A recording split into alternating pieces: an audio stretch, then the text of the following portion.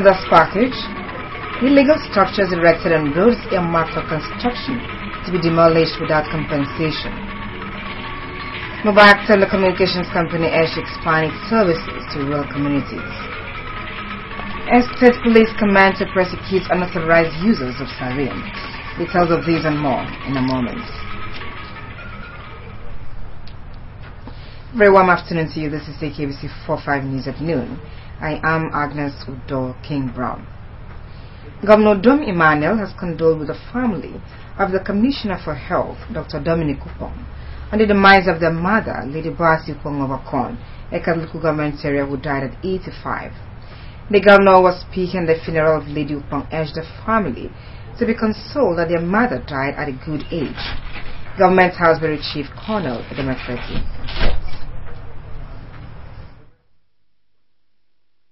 Governor Udom Emmanuel said it was pleasing to note that the late Obawan of Okon had lived up to 85 years, though death at any age, he noted, would still leave stresses on the family. The governor urged the family to be consoled by the legacy she left behind, among which he noted was God-fearing and successful children. Reflecting on the negative responses that trailed the appointment of Dr. Upong as commissioner, he urged the people to learn to appreciate their own. He thanked Okon people for supporting his administration. Let them be consoled that your mother lived a worthy life of selfless service to God and humanity, and left indelible footprints that death cannot erase. The transition of this great matriarch of your family, a community leader, a philanthropist, the Obawan of Okon, has left the family with a deep sense of deprivation. By our death, the great Upong family has lost a woman whose rich experience and wise counsel would have continued to serve as fountain of knowledge and inspiration for younger generations. Governor Udom Emmanuel also attended the burial of the late choir worker, Elder Simeon Udo, father of his chief press secretary, Mr. Eke Udo, at Afara Ikonkang Awa, on our local government area. The governor, who said he was pleased to report the closeness established between his family and the late Elder Udo when he was serving the church at the Mbyoto Security Headquarters, also conveyed the condolence of his father to the bereaved family. He called on the people to strive at living lives of integrity and to demonstrate their Christianity by not cheating. The governor directed those who erect illegal structures along roads which contract for construction have been awarded to pull down such structures, saying that his administration will not pay compensation for illegal structures demolished. He also urged women to access the free microcredit loan established by his administration, but warned that no gratification should be paid to bank officials to benefit from the scheme. I commiserate with you on the death of your beloved father, late Elder Simeon Timothy Udo. We urge you to be consoled that your father lived a life of service to God and humanity and left indelible imprints which death cannot erase. Father, be consoled that through his counsel and prayers, you have risen to an enviable height in your career. Your elevation as chief press secretary to the governor has been a manifestation in his fervent prayers. Colonel Edem Efreti reporting. The member representing Ona State constituency in the State House of Assembly, Otuekong Sesian, has received a pat on the back for marking his first 100 days in office. Remarkable achievements. The Assembly Speaker, who was speaking about, described Otuekong Sesian as a vibrant lawmaker and dependable ally in the 6th Assembly. The story is presented in our studios. Elder Oko, accompanied by other House members to the constituency briefing by the Ona representative, also inaugurated the Ona State constituency office, furnished with latest facilities and a viewing center. He congratulated the lawmaker on the feat, but urged his people not to relent in their support. Elder Oko pledged to also contribute towards the empowerment scheme planned by Otuekong Sesian for his people, and acknowledged the contributions of the people of Ona in the governance of the state, charging them to always queue behind their son, Governor Udom Emmanuel in his quest to revolutionize Akwa Ibom State. I want to really commend you, the Deputy Chief of the House, for setting the ball rolling, setting the pace for other members to follow. The member representing Eket Federal Constituency, Princess Owidge Ekpotai, also commended Otuekong Nsesien for being passionate about developing the people and promised to partner the lawmaker in other areas of needs to turn things around for the people. This is the beginning of our representation. I had to come down to support my brother because he's here in the set. We will make sure that we show the people of Akwa Ibom State that we are from the governor's domain in whatever we do. And in the national, we will support the governor to end of 8 years. The Ona representative, Otuekong Nsesien, who presented a scorecard of achievements to a large turnout of his constituents at Ona Local Government Secretariat, Abat, said 93 indigents selected from each of the 42 villages in Ona and 27 others in the state are benefiting from his financial empowerment of 2 million naira monthly. He announced plans for skills acquisition for young people in the area and promised to donate vehicles to deserving constituents. The lawmaker encouraged women to form themselves into cooperative societies so as to benefit more from his empowerment programs. He commended his wife, Ndefreke, for her initiative in establishing a foundation, Women in Focus, WIF, which will cater for the needs of the women in Una. While urging the people to remain resolute in their support for Governor Udom Emmanuel, Otuekong Nsesien thanked the people of Una for electing him to serve in the State Assembly and pledged to sustain the temple. We have also succinctly supported as students in our institutions. I will not mention how many people have paid their school fees, but I have paid school fees. I have also given people money to do their projects. So I encourage our people to try as much as possible to be enlightened. Meanwhile, the member representing his two-state constituency in the House of Assembly, Prince Idris Ntuen, has pledged sincerity in the discharge of his legislative function in the interest of all.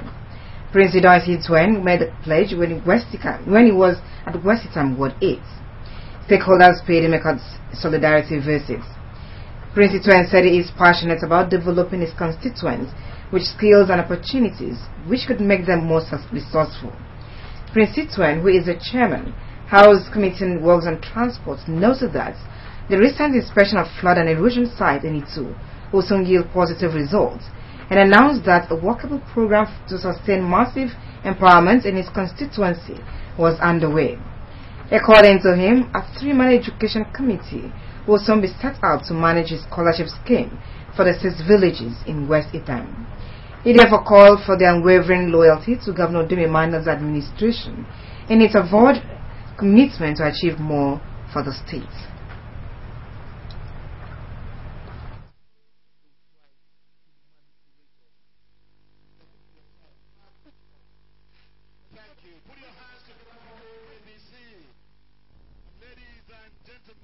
I want to thank the people of Itoma for giving me that support.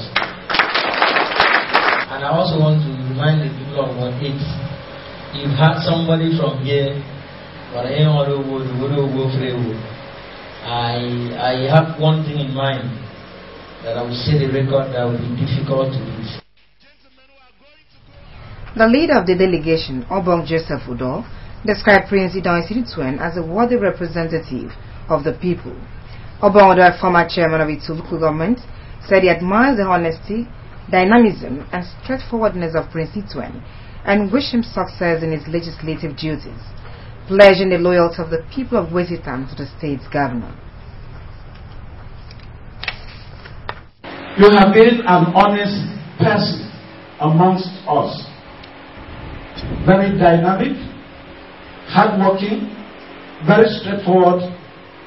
You don't know how to mix words. You go straight to the point and you do it. Once you give a promise, you stand by your promise.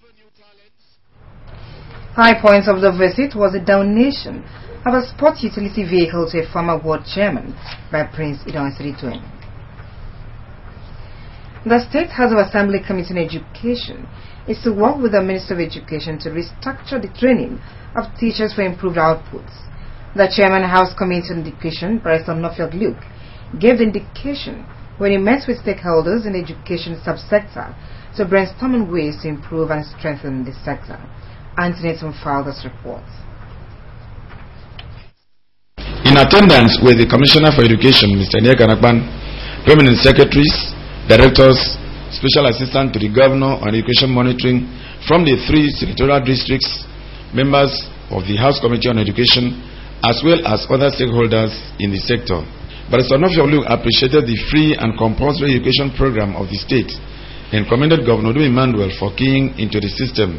Barrister Luke described education as a pivot that determines the economy of the society, saying that the school curriculum and training of teachers should be restructured, improved, and strengthened to meet the current challenges of sustainable development. He urged the stakeholders to rise to the occasion by checking truancy and loitering among school pupils and students during school hours, and to come up with ideas on how to improve the school curriculum to encourage entrepreneurship and skill development in students. We believe that we can review that program and we can restructure that program to have what I would call an enhanced content, and we build upon what was on the ground, and then we see how we can develop the free and compulsory education to a point that is going to come to a world standard, and that is the thinking of the committee. The Commissioner for Education, Mr. Nia Kanakban, said that its ministry had mapped out plans to improve the sector for it to meet the aims and objectives of the free and compulsory education program of the state. It is disclosed that the State Ministry of Education has concluded plans to hold summit to chart a way forward for the education sector. Mr. Pan decried the abuse of public schools property by some product marketers, where some public school fences and signposts have been turned into advertorial boards. He applauded Governor Udom Emmanuel for assisting the ministry to settle arrears of salaries to staff of the state university, as well as approval of the establishment of 10 mini-sport centers in the 10 federal constituencies in the state for the training and selection of young talents for the state. He pledged the readiness of his ministry to collaborate with the House Committee on Education and other stakeholders to improve and strengthen the sector. By the grace of God, I can report that after discussion with His Excellency the Governor, he has graciously approved additional funds and subvention to the institution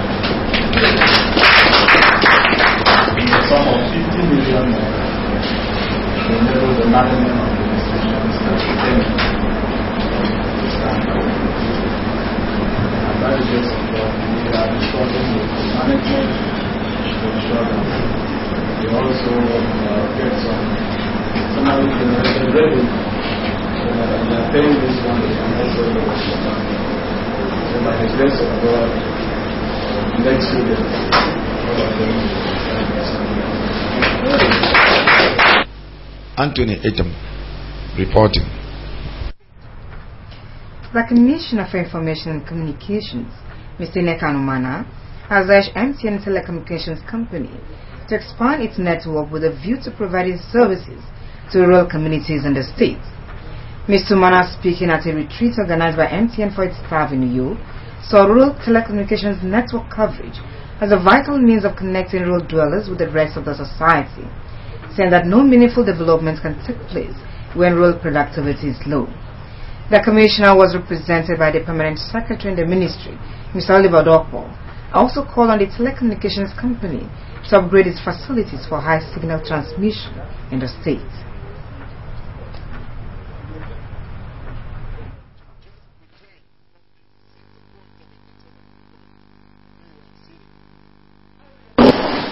It will be a thing of joy if within the next few months, MTN deploys its telecoms equipment and infrastructure to provide substations, base stations, and other facilities to provide coverage in all of Akwa Ibom rural areas.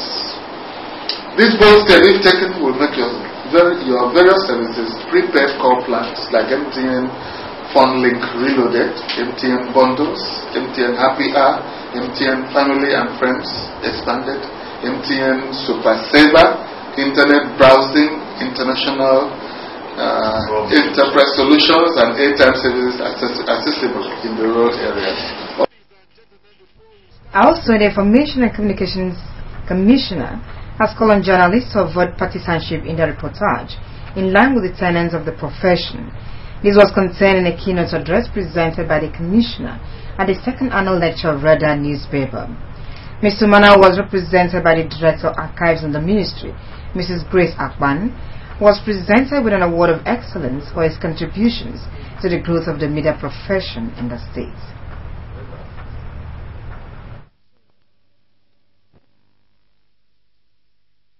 More news after the break. Stay with us.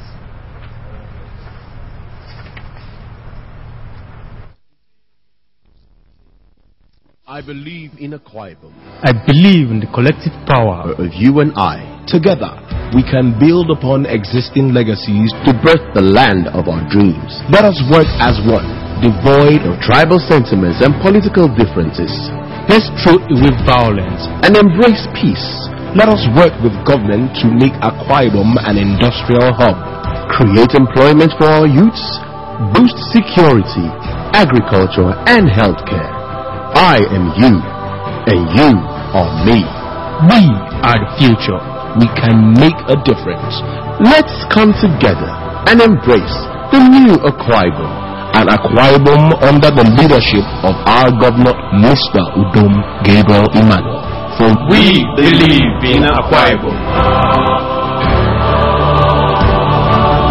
You're watching KBC 45 News at noon. Thanks for staying on with us. The Commissioner for Women Affairs and Social Welfare, Dr. Gloria Dek, has visited inmates of medium security prisons, Uyo, where she donated items to them. Among the items donated were foodstuffs, toiletries, clothing materials, and cash. Dr. Dek, who was accompanied by the permanent secretary and directors in the ministry, said she was there to encourage the inmates not to lose hope in life. She advised them to adhere to the prison's reformation program, which she said would help to mold and correct them so that they are freed. When they are free, they will become good citizens. The Commissioner thanked the State Governor, Mr. Domi Emmanuel, and his wife Martha for the support given to the Minister of Women Affairs and Social Welfare to be able to take care of the disadvantaged in the state. Encourage you to take good care of them, because when you take care of people that are in trouble, I think my belief is that it always attracts a blessing, and I know at the end you will never go unrewarded. The Deputy Comptroller of Prisons, the Reverend Ben Freeman, expressed gratitude to the Commissioner for the items donated. He assured the state governments of the prison's continuous effort to rehabilitate the inmates. Statutorily, we are to take into custody persons that have run foul of the law of the land, identify the causes of their antisocial behavior, and give them some form of treatment by way of training so that they could acquire some useful skills for post-discharge rehabilitation and return them back to the society to become useful citizens to their families and the community and our nation.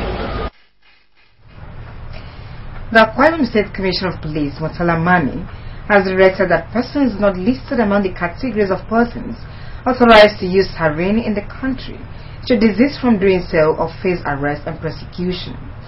This, he said, is in line with the directive of the Inspector General of Police. In a statement, the Commissioner of Police directed all divisional police officers, sectional heads and patrol teams to enforce the directive. The statement advised the public to avoid any forms of embarrassment and to adhere strictly to the directive. Governments at all levels have been reminded of the need to effectively acquaint revenue staff in their employ with the principles of effective taxation to boost productivity and avoid revenue losses. This was the position of the Youth District Chairman of the Chartered Institute of Taxation of Nigeria, Mr. Gabriel Umo, at a dinner organized for tax practitioners and administrators in the public and private sectors of Akwa Ibom State economy. Samuel Ayara was there. The report is here presented. Welcoming members of the Chartered Institute of Taxation at the dinner, The Uyo District Chairman of the Institute, Mr. Gabriel Umo, reminded them of the need to be committed to the ideals of the Institute. Mr. Umo stated that with the dwindling financial fortunes currently experienced, occasioned by the fall in oil prices, it was apt to explore other means of revenue generation through stronger partnership between government and the Institute. He declared the willingness of the body to work with the Udom Emmanuel administration by ensuring that the ongoing industrialization policy of government engenders prosperity and puts the state on a stable financial base. Our advocacy for government to diversify the economy has been sustained at every forum that we have had cause to address or participate in. Also speaking, the National Council member of the Institute, Mr. Joshua Sokwa, thanked members of the body for their support, which saw him through to the National Executive of the body. Mr. Sokwa related plans by the body to bring its zonal secretariat to Akwa Ibom and called for stronger synergy among members to see to the growth of the professional body. He intimated members to actively work and participate in the forthcoming mandatory professional training program, MPTP, coming up between 7th and 8th October 2015 to update their knowledge on new taxation and revenue generation laws. The Chartered Institute of Taxation of Nigeria has instituted, and what we have now is Nigerian Academy of Taxation. I will enjoin all of us to also take this opportunity. If you want to further consolidate yourself as a professional taxman or woman. On his part, the chairman on the occasion, Pastor Sami Booth, called on members to uphold principles of probity, prudence, and a high sense of responsibility in the discharge of their duties as professionals. We know that the governor comes from almost a background just like we are, and we expect the support of this professional body. Responding, the special guest of honor and permanent secretary, Government House, Pastor Umobasi, promised government's readiness to partner the Institute in the governor's industrialization policy. He called on members of the body to get close to veterans in the taxation profession so as to learn from their experiences with a view to building capacity. I know that our governor is a very focused person. I'm not saying it to please anybody, but I'm saying it as it is. He's very meticulous. He takes his time before doing things. And I know that so many things are going to happen. Soon we'll be having our own refinery. I think the groundbreaking will be coming up very, very soon. During the interactive session, members related activities of the district as encouraging and also decried irresponsive attitude of some members as well as poor attendance at meetings.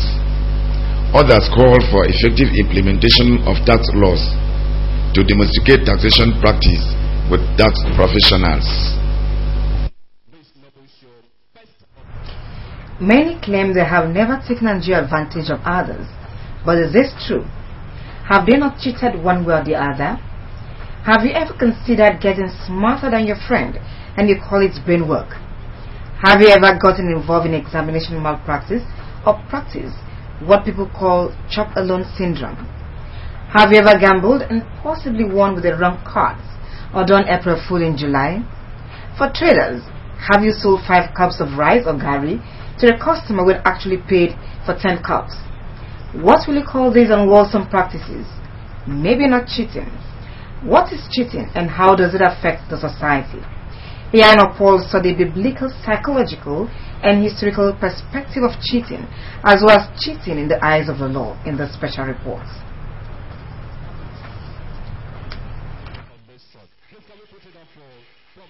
Cheating, according to Webster Dictionary, refers to deceit, fooling, tricking one, or deploying a means other than the normal to gain unfair advantage.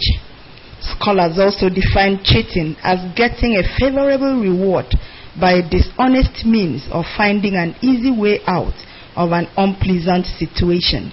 It includes acts of bribery, sleaze, nepotism, and situations where individuals are given preference using inappropriate criteria. Cheating may occur in various forms physically or emotionally. A master can cheat on a servant by way of promising settlements after years of service, only to default at the end. Cheating can take place even between siblings, friends, in church, market, office, or in social gathering. For instance, in social gatherings like marriages and burials, people are asked to assist in cooking for guests, but they turn around to pack away foods meant for such guests. Some people also take advantage of such opportunities to share food to only people they know at the expense of others. In politics, however, people are known to pocket money meant for others.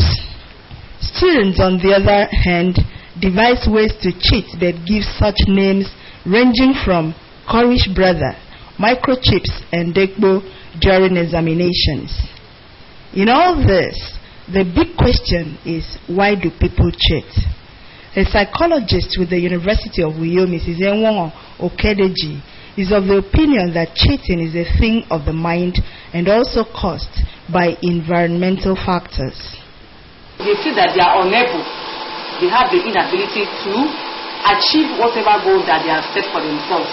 So they have to devise another means to cheat just to make ends meet. From a historical point of view, Dr. Dominic Akpan and Dr. Uwemekpan of the University of Uyo look back at when cheating started and the result it has created. Cheating is not a new phenomenon. It started right from biblical times when Esau and Jacob issue came to be. And so it has been like that. And the people who cheat and the people who for one reason or the other are being raised higher than people who are honest. Integrity has gone. I mean, you really would see people go into stealing or looting the treasury.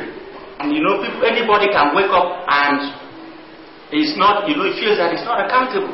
For a cleric, Pastor Enono John, cheating is a sin as recorded in Amos and Proverbs in the Bible. When you say a husband cheats a wife or a wife cheats a husband, and we say it's cheating, that one is sin, it's an adultery. So what we call cheating is just a language here, but in the language of God, it is sin. Whereas others condemn cheating, a lawyer, William Ziyang, maintains that until proven with concrete evidence in court, cheating may not be called a crime. When the judge doubts your evidence, he must resolve it in favor of the accused person. Now the person, the supposed person who cheats, you must convince the court in criminal cases, and it must be beyond reasonable doubt that what you are saying is believable. On effects of cheating on society, the speakers argue that there cannot be sustainable development where cheating is practiced. That's why it says with like 4 one-liners. More often than not, they don't have anything to show for all the things they do. Even when they build all the mansion, before they die, they will sell all of them. But the important aspect is that cheating in itself undermines growth. It does not allow individuals to aspire. While others in society maintain that cheating has never been part of their lives, some claim they have been involved in one way or the other, but promise to turn a new leaf. I think from the record, can't remember the last time I cheated. I've not cheated. So I believe I've not cheated before.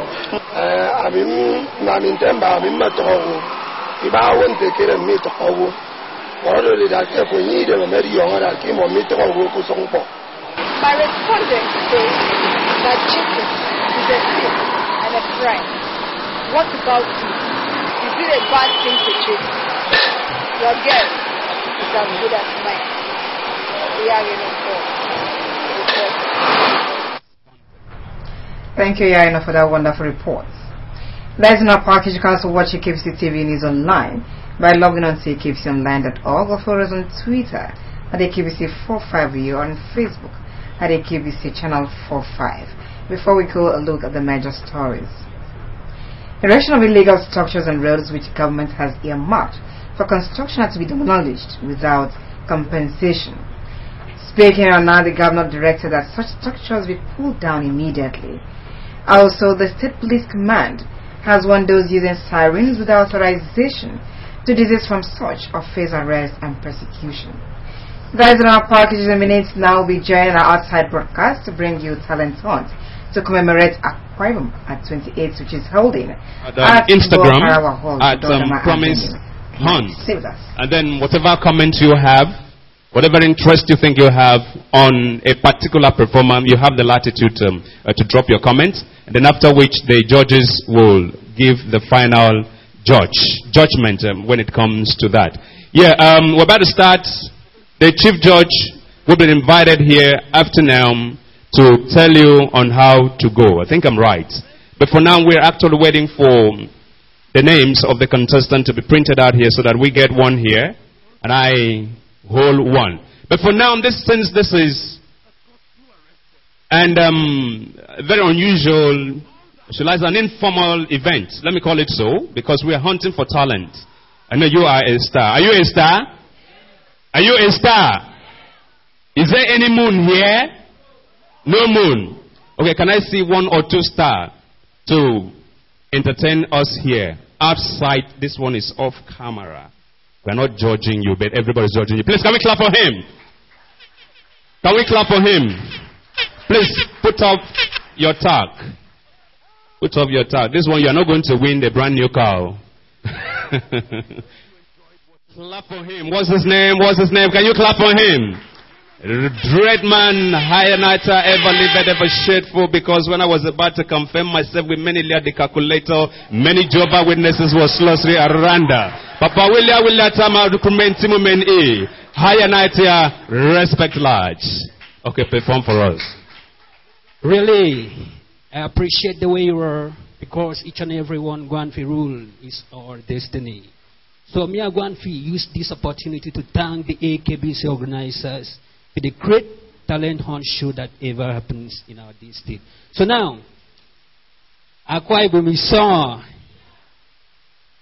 Ibom is song. Ane angma.